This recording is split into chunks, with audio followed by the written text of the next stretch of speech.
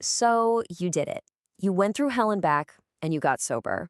You're supposed to be feeling great, right? Like the fight is finally over. But if you're being really honest with yourself, it doesn't feel that way, does it? Well, you're not alone. Let's get into the blueprint for what comes after sobriety. And that's the big question, isn't it? You're sober, so why is this still so hard? Sobriety was supposed to be the finish line, the big win. But that anxiety, the fractured relationships, that feeling of just being overwhelmed, it's all still here. And man, that can be so confusing. And here's the truth, and it's a tough one to swallow. Getting sober wasn't the end of the war. It was just winning the first major battle. Now the real work begins, rebuilding a life that you don't feel the need to escape from. So how in the world do you do that? That is exactly what this blueprint is for. Okay, so first things first, we've got to understand what we're up against. This fight isn't just one big monster. It's a whole bunch of unseen challenges that can pop up out of nowhere. We're going to tackle the two biggest ones head on. First, how to handle those internal triggers that just blindside you. And second, turning our attention to the really tough work of rebuilding trust with the people you love. All right, let's start with that internal foundation. Because here's the deal. Willpower alone is not going to cut it. It's like a muscle, right? It gets tired. And when you're stressed or exhausted, it's going to fail you. That's why you don't need more willpower. You need a protocol, a simple step-by-step system you can just run on autopilot when a trigger hits. Think about it like this. When a craving hits, it feels like it's going to last forever, right? It's screaming in your ear that the only way to get relief is to just give in. But that is a total lie. A craving is really just a wave. It builds up, it hits a peak, and then, if you just wait, it always goes away on its own. Your job isn't to be a brick wall and get smashed by it. Your job is to learn how to ride it out, to surf it. And this is how you surf. This protocol is your surfboard. Step 1, just notice the feeling. Acknowledge it's there without beating yourself up about it.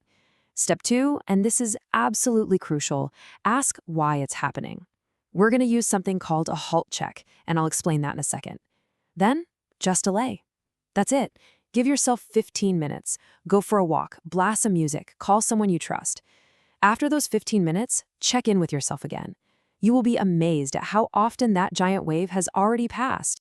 So, that halt check, it's your emergency diagnostic tool. So simple. Just remember HALT. Most of the time, a really intense craving isn't actually for your old substance. It's your body screaming for a basic human need. Are you hungry, angry, lonely, or tired? Solve for one of those and you'll find the urge just melts away. Okay, so once you've got a solid game plan for your internal world, it's time to turn outward. And yeah, this is often the hardest part. Facing the people you've hurt and trying to piece back together the trust that was absolutely shattered.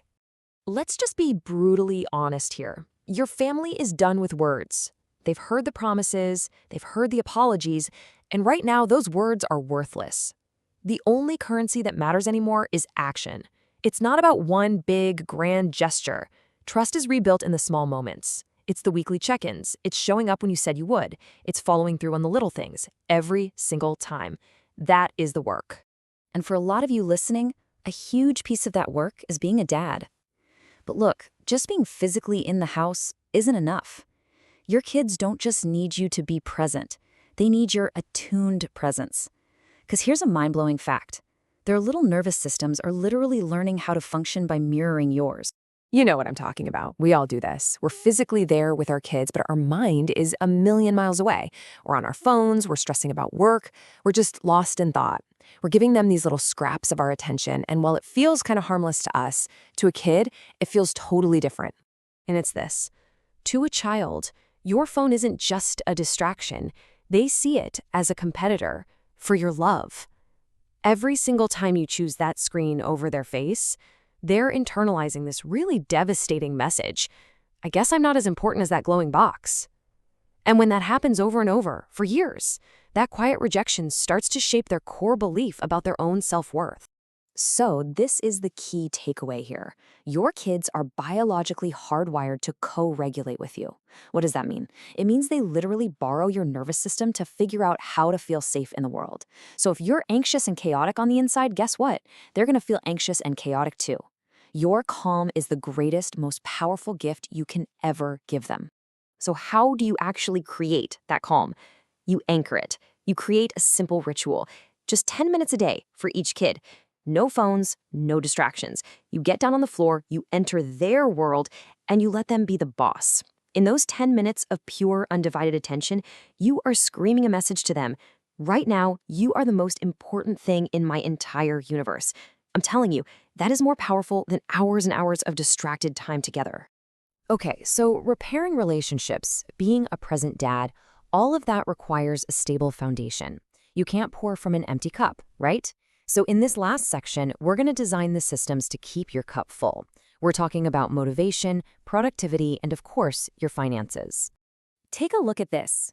These are the common roadblocks we all hit, especially in early recovery. And right next to them are the simple systems to bust through them. Feeling zero motivation? Just use the 10-minute rule. Tell yourself you'll just do it for 10 minutes. Feeling totally overwhelmed by a big project? Just figure out the one tiny next step. Prone to distraction? That's about environment design. Make the good habits easy and the bad habits hard. But this one is the game changer.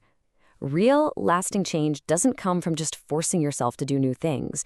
It comes from shifting your identity. You stop trying not to be the old you, and you just start acting like the person you're becoming. Every single time you choose a healthy action, you're casting a vote for that new identity. I am a man who keeps his word. I am a safe and consistent father. And listen, nowhere are these systems more critical than with your money. These aren't just suggestions. These are non-negotiable guardrails you need to build. Automate everything, your savings, your bills, block access to any and all temptation, and get a financial accountability partner. Create total transparency. Look, this isn't about admitting weakness. It's about being strategically smart to guarantee your own success. So let's bring this all home.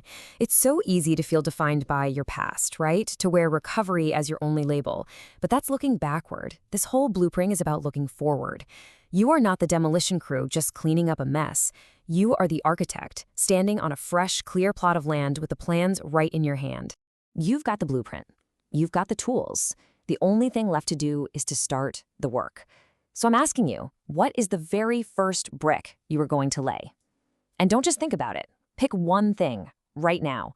Are you going to schedule that 10-minute fatherhood anchor in your calendar for tonight? Are you going to text your accountability partner right now and set up that first weekly check-in? Choose one and lay that first brick today.